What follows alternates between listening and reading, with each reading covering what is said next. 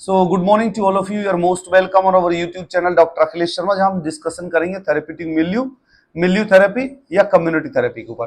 दोस्तों, जब हम थेरेपीज की बात करते हैं तो psychotherapy is played a pivotal role and important role in the treatment of the mental illnesses. Pivotal का मतलब होता है बेटा इंपॉर्टेंट रोल। अब जब हम साइकोथेरेपीज की बात करते हैं तो बहुत सारी साइकोथेरेपीज आई, साइकोथेरेपीज पर डिस्कशन किया। उसके बाद एक इंपॉर्टेंट साइकोथेरेपी आती है थेरेप्यूटिक एनवायरनमेंट, या जिसको बोलते हैं बेटा मिल्यू थेरेपी या थेरेप्यूटिक कम्युनिटी और मिल्यू थेरेपी।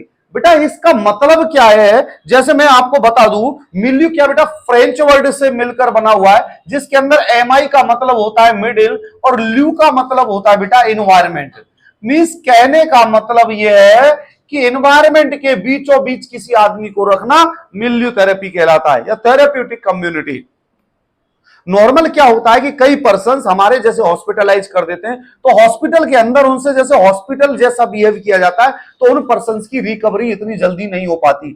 यदि उनको आप होम एनवायरनमेंट प्रोवाइड करोगे उस फैमिलीज को, तो वो जल्दी रिकवर होते हैं। जैसे निमांस हॉस्पिटल बेंगलोर की यदि आप बात करें, तो वहां पर फैमिली थेरेपी या वहां पर कॉटेज बनाए हुए हैं, वहां पर फ्लैट टाइप पे कमरा बनाया हुआ है, किचन बनाई हुई है, रूम बनाया हुआ है, जहां पर लोग अपने बच्चे या अपनी कोई प्रॉब्लम है उसके संग में जाते हैं और वहां रहते हैं। वहां प्राइमरी स्कूल भी है, उस स्कूल के अंदर जो बच्चे पढ़ नहीं पाते उनको पढ़ाया जाता है, एक्सप्लेन किया जाता है, और फैमिली वहां जाके रहती है। फैमिली को क्यों रखा जाता है? क्योंकि फैमिली यदि वहां पर है तो वो ढंग से उसकी केयर कर सकती है, ढंग से उसकी फीलिंग्स को शेयर कर सकती है। और थेरेप्यूटिक कम्युनिटी का मतलब यह है कि पेशेंट के अंदर अलोननेस या अकेलेपन की भावना नहीं आए कि मैं उस समाज से कुछ दूर हूं। इसके लिए मैक्सवेल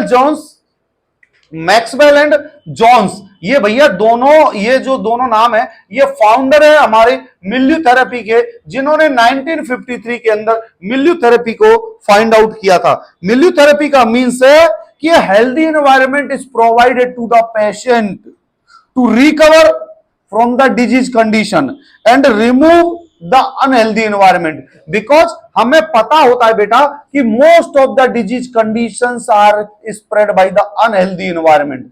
जैसे आप किसी इलाके में जाओगे, अब इलाके के नाम तो मैं लूंगा नहीं, वरना दानिश कहेगा सर जी आपको मेरा इलाका ही दिखाई दिया, तो मैं इलाके का नाम नहीं लूंगा। लेकिन हमारे दिल्ली के अंदर बहुत सारे झुग्गी झोपड़ियां हैं, ये तो अच्छी जगह पर रहता है, मतलब क्राउडेड प्लेसेस। अब क्राउडेड में चांदनी चौक भी आता है, चाहे वीआईपी हो चाहे कुछ भी हो। मैं एक नॉर्मल, इसके आ जाओगे मार्केट ही मार्केट फैला पड़ा है, एक नॉर्मल, ये तो चलो लिविंग स्टाइल है, पक्के मकान है, सब कुछ है। लेकिन आप एक झुग्गी झोपड़ी वाले इलाके में जाओ जहां पर कोई हेल्दी एनवायरनमेंट नहीं है, कोई मनोरंजन का साधन नहीं है, कोई स्ट्रेस फ्री, वह स्ट्रेस फ्री कैसे होते? चाकू मार के हैं, स्ट्रेस फ्री होते चाकू मार के। बोला जी क्या कर रहे? तो वो, अरे यार आदमी को मनोरंजन तो चाहिए, घर में रेस्ट्रिक्शंस होगी तो कुछ होगा। अब कोई साधन ही अवेलेबल नहीं है मनोरंजन का या किसी चीज का। आपको पता है पॉपुलेशन एक्सप्लोजन के अंदर, एक जनसंख्या वृद्धि के अंदर कारणों के अंदर एक कारण आता है मनोरंजन के अभाव, मनोरंजन के साधनों का अभाव। पहले टीवी टावी तो अब हो गई, पहले numerable recreation nothing is there, so what they will do the production, baby reproduction. तो मैंने पढ़ा है, जब भी मैं आपको बता रहा हूं, जनसंख्या वृद्धि का एक मेन कारण ये रिक्रिएशन। तो भैया टीवी भी लगवा दो, यदि जनसंख्या को कंट्रोल में करना है तो मोदी गवर्नमेंट को टीवी भी फ्री करनी चाहिए, एक टीवी तो मैं भी ले आऊंगा। ठीक है बेटे। तो मैक्सवेल एंड जोन्स ने 1953 में मिल्यू थेरेपी दी। इस मिल्यू थेरेपी का मतलब है अनहेल्दी एनवायरनमेंट। बेटा अनहेल्दी एनवायरनमेंट के अंदर सारी चीजें आ गई। अनहेल्दी एनवायरनमेंट के अंदर मींस स्ट्रेसफुल। अब अनहेल्दी एनवायरनमेंट कैसा हो गया? एक इलाका, एक मतलब मैं नॉर्मल लिए, एक झुग्गी झोपड़ी वाला इलाका, जहां पर उनको डर रहता है पानी आएगा कि नहीं आएगा, उनको डर रहता है लाइट कटेगी कि नहीं कटेगी, उनको डर रहता है कोई तोड़ेगा कि नहीं तोड़ेगा, उनको डर रहता है कितने दिन यहां रहेंगे नहीं रहेंगे, उनको डर होता है कि हम पक्का गेट नहीं बनवा सकते, कोई चोरी करके ले जाएगा। तो ये सारी चीजें स्ट्रेस पैदा करती है। स्ट्रेस यदि होगा तो ये क्या करेंगे आगे जाके? मेंटल डिसऑर्डर पैदा करेंगी। तो बेटा mental illnesses are mostly occurs due to unhealthy environment. अब जैसे आप कहोगे जी मैं उस इलाके से आया हूं, किसी भी पर्टिकुलर क्राउडेड इलाके का आप नाम लोगे तो डॉक्टर यूं कहेगा अच्छा फीवर भी हो रहा है, कब भी हो रहा है, खांसी हो रहा है, जाओ टीबी का कराओ भाई, क्योंकि सबको पता है वहां पर हाइजीन नहीं है, एयर पोल्यूशन, अरे ओपन एयर नहीं है, तो जिसके कारण क्या होता है ट्यूबरकुलोसिस डिजीज के स्प्रेड होते। तो एक हेल्दी एनवायरनमेंट और अनहेल्दी एनवायरनमेंट को हटाने के लिए मैक्सवेल जोन्स ने ये थेरेपी दी थी। It helps the patient to become socially productive individuals, कि वो पर्सन जल्दी प्रोडक्टिव हो जाए। मैं आपको एग्जांपल दे रहा हूं ना दोस्तों, आप हॉस्पिटल है, एक सरकारी हॉस्पिटल और एक प्राइवेट हॉस्पिटल में, जैसे आप किसी का भी नाम ले लो, मैक्स पैक्स किसी का भी ले लो। सरकारी हॉस्पिटल में गया बेचारा, एक पुराना सा कुकर लगा हुआ खिड़की पे, खिड़की भी टूटी पड़ी है आगे, कूलर के आगे भी कुछ नहीं है, यदि पंखड़ी में ज्यादा जोर आ गया तो नट ढीला होकर आपकी तरफ भी आ सकता है। तो बेचारा मरीज को वो भी टेंशन है, पंखड़ी उसके आगे जाली फाली भी नहीं है, पानी भी नहीं भरा और खबड़ खबड़ आवाज भी कर रहा है, पंखा ऐसे चल रहा है धीरे धीरे धीरे धीरे। एक बेडशीट मिली है जिसमें 5 जगह छेद है, वो भी धुली हुई नहीं है, पहले वाला मरीज लेट के गया है। गद्दा ऐसे मिला है बिल्कुल सीमेंट का सा, बिल्कुल जैसे सीमेंट का लेप लगा के ऊपर तैयार किया हो, सॉलिड। जूट वाले मिलते हैं आजकल तो, ऑर्थो वाले आगे, पहले क्या करते थे, जूट वाले गद्दे आते थे। हमारी शादी हुई, हमारे पिताजी को बोला लो बेड खरीद लेना, पिताजी खरीद लाए जूट के गद्दे। अब वो जूट के गद्दे अभी भी है मेरे पास। अब वो डबल बेड पे उनको 3 आदमी तो उठाने को चाहिए जूट के गद्दे को, इतना भारी होता है वो। और 3 आदमी बोला चलेंगे बढ़िया ये, मैंने बोला पैदाइशी में दे दिए, मरते दम तक चलेंगे। और उनको नी के हुए तो आगे आने वाली जनरेशन भी लेट सकती है, और आगे आने वाली जनरेशन भी लेट सकती है। उसके बाद में इसको म्यूजियम में रख देना कि सन 2000 में इस गद्दे पे वो लेटते थे साहब, बहुत पुराने गद्दे जूट वाले। अरे भाई थोड़े बहुत ले आओ, 2-5 साल चल जाए, फट जाए, नहीं ले आओ यार, परमानेंट इलाज। तो फिर मैंने ऐसे करो, सीमेंट की पट्टी बनवा दो तो टूटेगी। तो मैक्सवेल एंड जोन्स ने क्या करा, फैमिली एनवायरनमेंट प्रोवाइड किया, 1953 के अंदर दिया, सोशली प्रोडक्टिव इंडिविजुअल। अब जैसे मैं बता रहा हूं, मैक्स का एग्जांपल क्या दिया था बेटी में, सरकारी हॉस्पिटल में आया, ट्रीटमेंट दे रहे हैं, दवाई लो, दे दो साहब, दे दो, ले ले, कैसे लेनी साहब, अरे मुझे मत बात, तू बता तेरी दवाई ले पकड़ा। वो बोला पानी से, अरे तू चुप रहना, तू ले फटाफट गोली। भाई साहब पानी से लेनी, अरे किसी से ले ले, भाई साहब मिट्टी के तेल से ले लूं, किसी से भी ले लूं, किसी से भी ले लूं। अरे उसको समझाओ तो सही यार, बताओ तो सही ये दवाई किसकी है यार, कैसे यूज करना है, क्या इसका इफेक्ट है, क्या साइड इफेक्ट है। पर उसके बहुत सारे इफेक्ट है, लोडेड भी होता है। और वहीं तुम प्राइवेट हॉस्पिटल में जाओगे, आपके लिए एक नर्सिंग स्टाफ आएगा, ट्रे लेके आएगा, मेडिकेशन सजी हुई होंगी उसमें, आप दवाई की जगह आप सोच रहे होंगे कोई जाम लेके आया है कि आप लीजिए महाराज, भगवान आपके चरणों में समर्पित है। आप भी कहेंगे और है क्या, एक आध गोलियां और दे दो। ऐसा ही तो होता है प्राइवेट हॉस्पिटल। आपके बढ़िया एसी चल रहा होगा, व्हाइट कर्टन लगे होंगे, आपके माइंड में भी चल रहा होगा यार मेरे घर से सुंदर पर्दे हैं ये, यदि ये हमें मिल जाए तो हमारा घर और सुंदर हो जाए। हाँ 2-4 दिन यहाँ रह लूं। जब भी तो प्राइवेट हॉस्पिटल वाले चार्ज इतना रखते हैं कि तुम जल्दी चले जाओ, क्योंकि उनने चार्ज कम कर दिए तो लोग होटल की जगह वहीं बुक कर रहे हैं कमरे को। पानी के टाइम पे पानी, डाइट, प्रॉपर हाइजीन, आपकी हेल्थ को क्या सूट करता है वो खाना आएगा आपके लिए। तो आपको मूवी देखनी है बादशाह, तो आपकी मूवी बादशाह चलेगी, उसमें आपको जो चलेगी। तो वो साइकेट्री ये बोलती है जिसको फेवरेबल एनवायरनमेंट मिलता है उसकी जल्दी तबीयत सही होती है, जल्दी इलनेस क्योर होती है। हमारे यहां तो एक बेड होगा, मरीज को जगह नहीं है, 2 रिश्तेदार पामन पे बैठे होंगे, 2 रिश्तेदार खोपड़ी पे बैठे होंगे, 2 रिश्तेदार पेट पे होंगे। मरीज कहेगा मुझे हिल तो लेने दो, वो ये दुआ करता है ये जल्दी चले जाएं। एक आदमी चाय लाने पे लगा रहेगा, भैया तू चाय लाता रहे। अभी मामी गई, अभी बुआ आ गई, बुआ गई फूफा जी आ गई, फूफा जी गए पड़ोस के चाचा आ गए। बेचारा वो सोच रहा है कि करे ये बीमार कहाँ की हुई है, मेरे तो मेहमानों की सेवा करनी पड़ रही है। और सब आ रहे ठीक है, ध्यान रखो, कोई जरूरत हो तो बता दीजिए। उनको कह दो जी ब्लड सैंपल शुगर देना है या ब्लड देना है। एक नहीं मेरे तो बीपी है, मैं मर जाऊंगी लेते ही खून। तो बेटा है क्या, थेरेप्यूटिक मींस अनहेल्दी एनवायरनमेंट बहुत सारे डिजीज कंडीशंस पैदा करता है।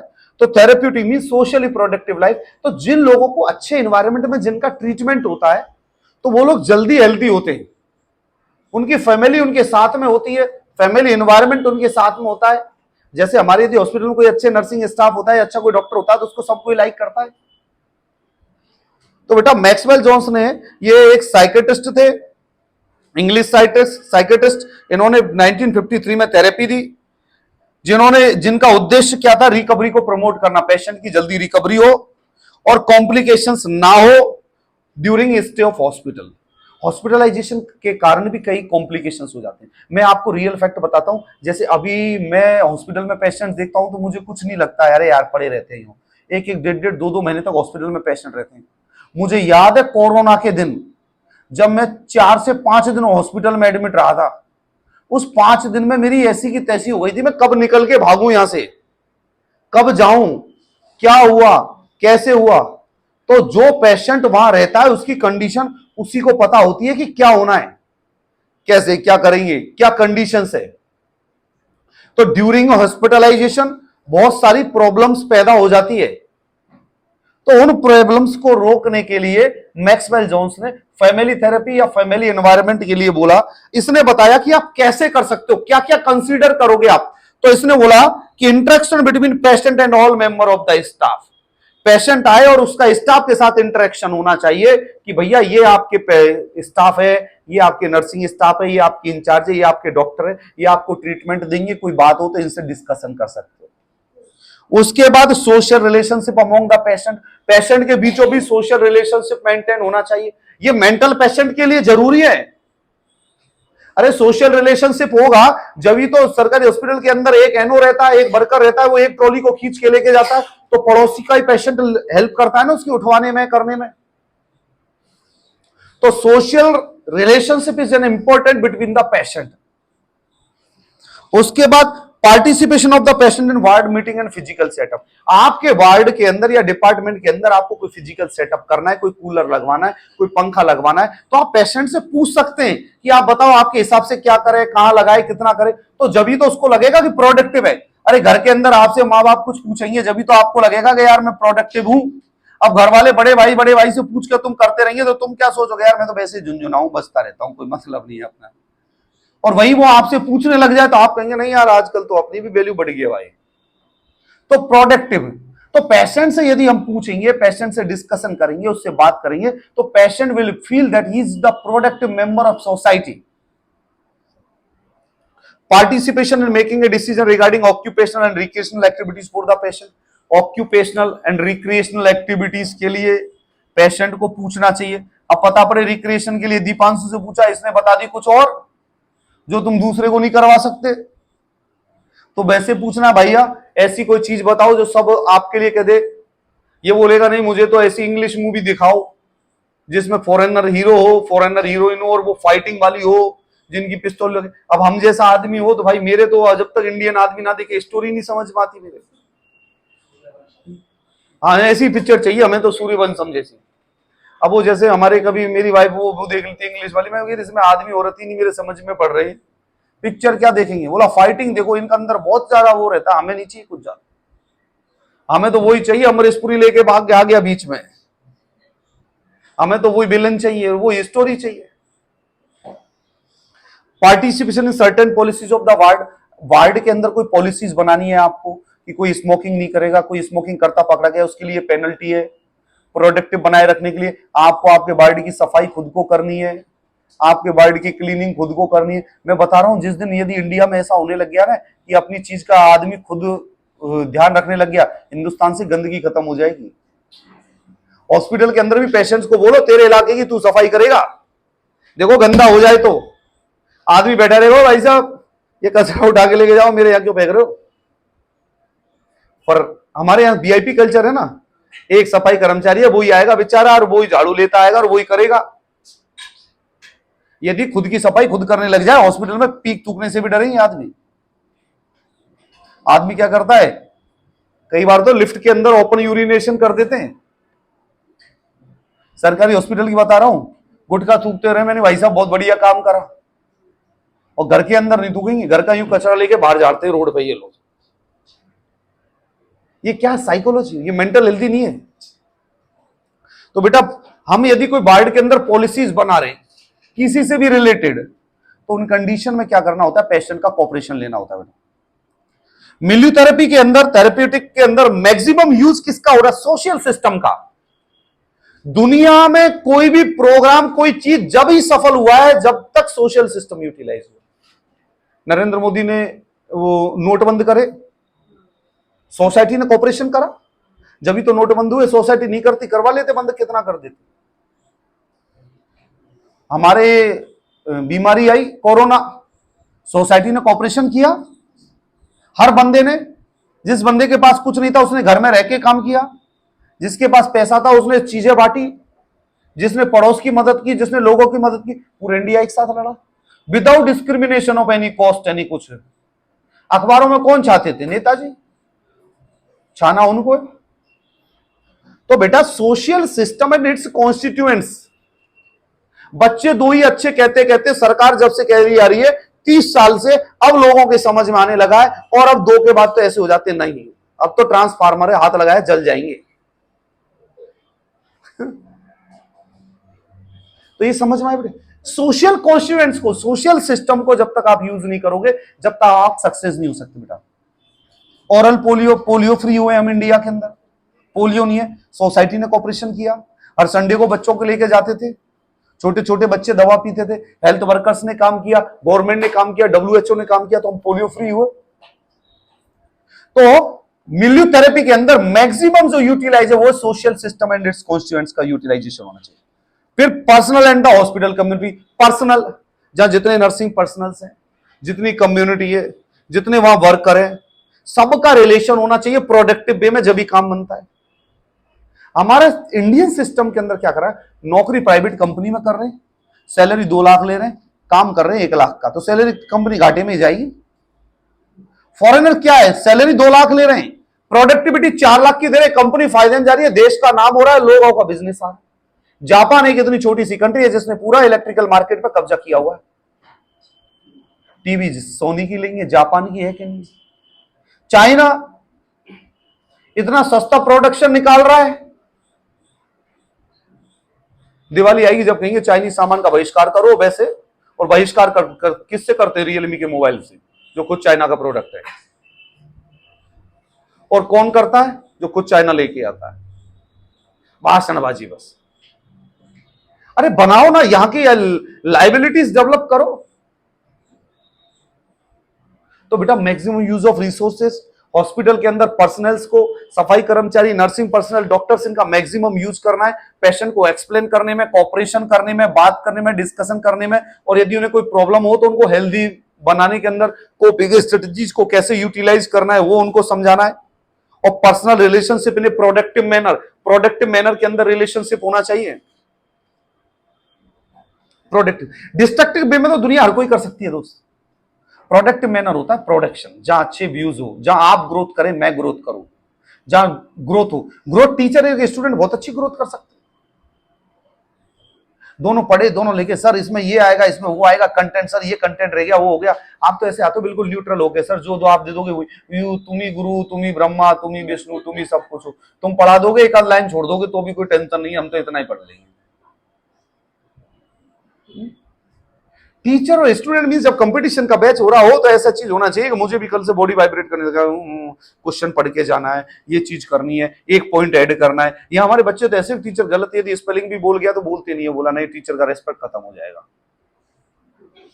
चलो भाई, फिर goals of the milieu therapy, ये दो चीजें आई जिनका हमें सिस्टम के अंदर यूटिलाइज करना है। अब goals of the milieu therapy, जब मिल्यू थेरेपी के गोल्स की बात आती है तो सबसे पहले बेटा होम एनवायरनमेंट हम क्यों प्रोवाइड करते हैं? पेशेंट को हेल्दी होने के लिए, पेशेंट को हेल्दी एनवायरनमेंट प्रोवाइड करने के लिए, होम एनवायरनमेंट प्रोवाइड करने के लिए, जल्दी रिकवरी के लिए, माल एडेप्टिव बिहेवियर को कम करने के लिए, free and favourable environment provide करने के लिए, फीलिंग एंड बिहेवियर अच्छी हो जाए उनकी उसके लिए, और पेशेंट को सेल्फ स्टीम मींस उसका सेल्फ जो लेवल है वो डेवलप हो जाए उसके लिए, और मिनिमाइज द प्रोलोंगेशन, हॉस्पिटल के अंदर जो उसको एडमिट होना है वो प्रोलोंग टाइम कम हो जाए।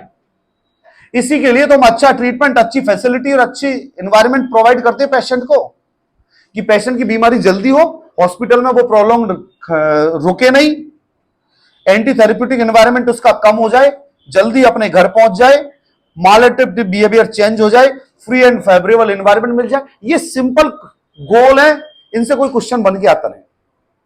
कंपोनेंट्स ऑफ मिल्यू थेरेपी की जब बात करते हैं तो बेटा daily community meeting, daily community meeting means आप डेली पेशेंट से इंटरेक्ट हो, 60 to 90 पेशेंट से भी आप इंटरेक्ट हो सकते हो, पेशेंट से इंटरेक्ट हो आप डेली लाइफ के अंदर, ग्रुप मीटिंग करो उनसे, उनकी चीजें डिस्कशन करो, तो ये आता है डेली कम्युनिटी मीटिंग के अंदर with the patient. Next ward counselling. Ward counselling का कहने का मतलब है आपकी जो यूनिट, आपका जो वार्ड जहां पर पेशेंट एडमिट है, आप उनके साथ काउंसलिंग करो, डिस्कशन करो, उनसे बातें करो, उनसे पूछो कि आपके डिपार्टमेंट में क्या हो रहा है, मरीजों का क्या है, क्या पेशेंट्स का हो रहा है, इनको होम एनवायरनमेंट प्रोवाइड किया कि नहीं किया, इनको फूड मिला कि नहीं मिला, प्रॉपर तरीके का फूड हाइजीन था कि नहीं था, खाना मिल रहा है कि नहीं मिल रहा है, कैसे मिल रहा है, किसी पेशेंट को कोई पर्सनल प्रॉब्लम तो नहीं है, कोई असोल्टेड तो नहीं हुआ, ये केस में डिस्कशन किया जाता है वार्ड काउंसलिंग, वार्ड मीटिंग के अंदर। स्टाफ मीटिंग, स्टाफ्स की मीटिंग होनी चाहिए, पूछना चाहिए क्या कर रहे हो, क्या नहीं कर रहे हो, कितना इंप्रूवमेंट है कि नहीं है, क्या प्रॉब्लम है कि नहीं है, कोई इन्वायरमेंट की प्रॉब्लम, ये स्टाफ मीटिंग होनी चाहिए। Living and learning opportunity provided to the patient in the milieu. Patient को लिविंग और लर्निंग अपॉर्चुनिटी प्रोवाइड होनी चाहिए।